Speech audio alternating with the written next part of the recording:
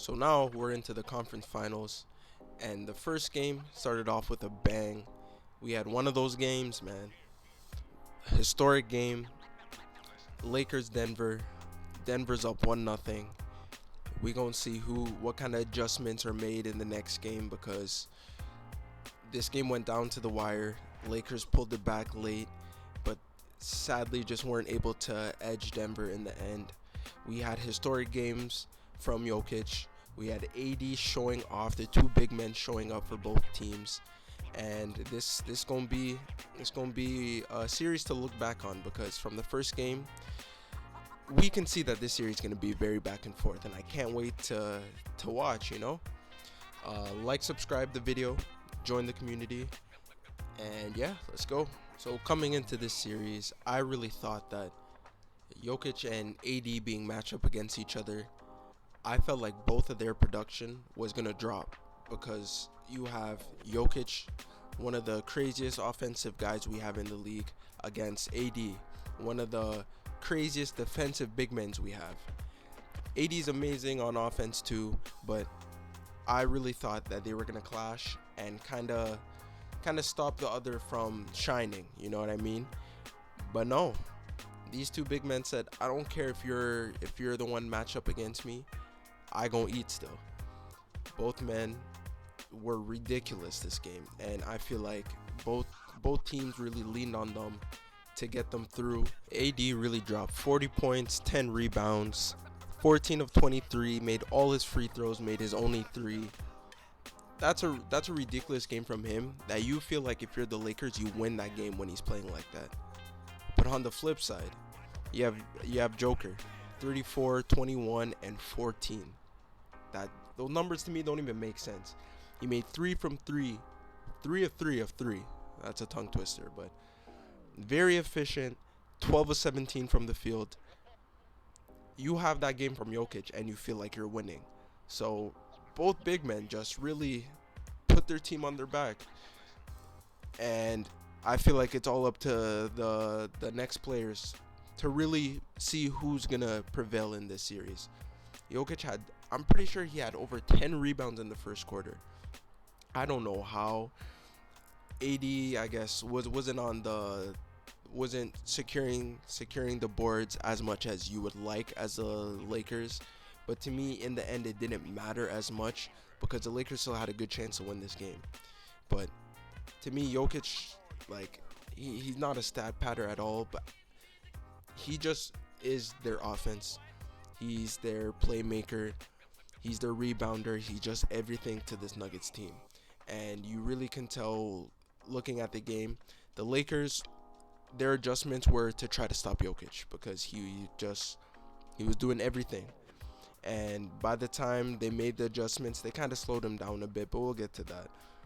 In the first quarter, in the first half, I should say, AD was matched up on Jokic, and to me, this didn't get the best out of the Lakers because I feel like no one can really stop Jokic. You know what I mean? Like, you can slow him down to a degree, but Lakers were hoping that with AD across from him that Jokic would really struggle to a degree. At least like shooting the ball, he would struggle.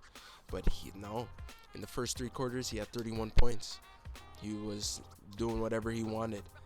And I think what mostly shows off like how him doing whatever he wanted is when he got that halftime buzzer beater.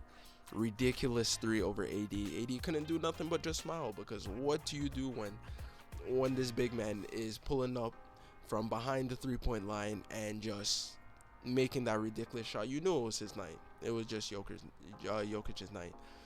But AD, really anytime the Lakers would get to the paint, Jokic is waiting at the rim, and the Lakers would just play it around the paint and just get, most of the times, open floaters, open looks at in the key.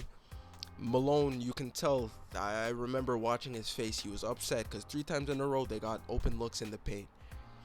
And they had to adjust to that. Both teams had to make adjustments all around because both teams were getting joy offensively.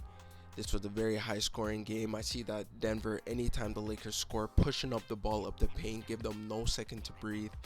And the Lakers really were hunting matchups. LeBron hunting Jamal Murray to try to exploit that matchup, and Jamal was struggling a bit defensively. But what really went under the radar is him getting 30 points. I feel like watching the game, it didn't feel like he had that effect offensively, but he did. Shooting the ball amazing, very efficient, and really Jokic and his pick and roll dribble handoff moves, they're hard to stop. It seems like even the best defensive team, the Lakers, it's hard to stop that because who do you want to leave open? Who do you want to give an edge to when you have that pick and roll sequence? It's hard because both men will make the right play. You pass it to Jamal Murray, you have a man ready there. He's gonna make that outlet pass to the corner. You are guarding Murray strong.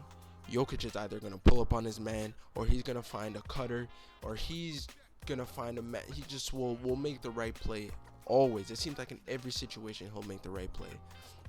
And that's really what was giving Nuggets the edge because they had the lead for majority of this game. They're 12 to 18, I'm pretty sure, points up, and the Lakers were staying in it, having little runs. Then unfortunately, it would come down. KCP shoots a three.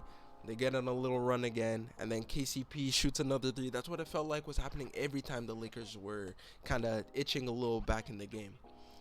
But then this fourth quarter, or this last stretch of the game, really, the Lakers made the adjustment that I feel like they're gonna look back on, and then in the next game may implement it right away.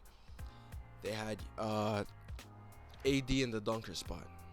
They didn't want him to move. Anyone that tried to get to the rim has to go through him.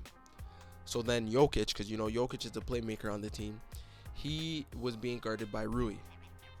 Rui was pretty good on him, surprisingly. Because you feel like the Joker, with a small defender on him, he may really eat up that guy. You know what I mean? But no, he held his own, forced him to either take tough shots or to pass it to the guy that was cutting. They would let guys cut, it feels like, and then AD is just waiting there.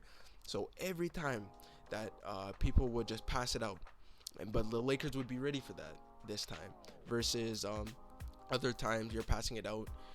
And the Lakers found real success in this, kept it going. Jokic, I'm pretty sure, only got two points in the fourth. For how he was going, what he was expected to get when the game ended, they really slowed him down, almost completely stopped him. At least on the scoring aspect, they kind of really stopped him. And that's really what made the Lakers succeed in the fourth. Sadly, it wasn't enough. Denver just held on. There was a time that I felt like the Lakers really could have took the lead, but I don't like this play. LeBron went down. They're down by 3, a minute left, and LeBron just took a three that I felt like he didn't need to take. I felt like in that situation, you get the best look. You get the best opportunity to get any bucket. 2 points, 3 points, it don't matter because there was a minute left, but it felt like he wanted to play hero ball and get the three to tie it. They miss, and after that, they didn't have a chance to get back into it. Playing the foul game, Nuggets getting back in transition, getting easy looks, and yeah, the Nuggets were able to edge this game. But looking back on this game, this was one of the craziest games I ever watched in the playoffs. Teams making adjustments on the fly, players playing at the highest level.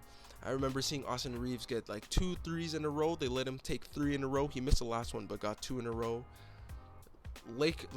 Both teams played amazing. Lakers played amazing offensively. There's much to be desired defensively, but when you're going against the Nuggets, you take what you can get, man.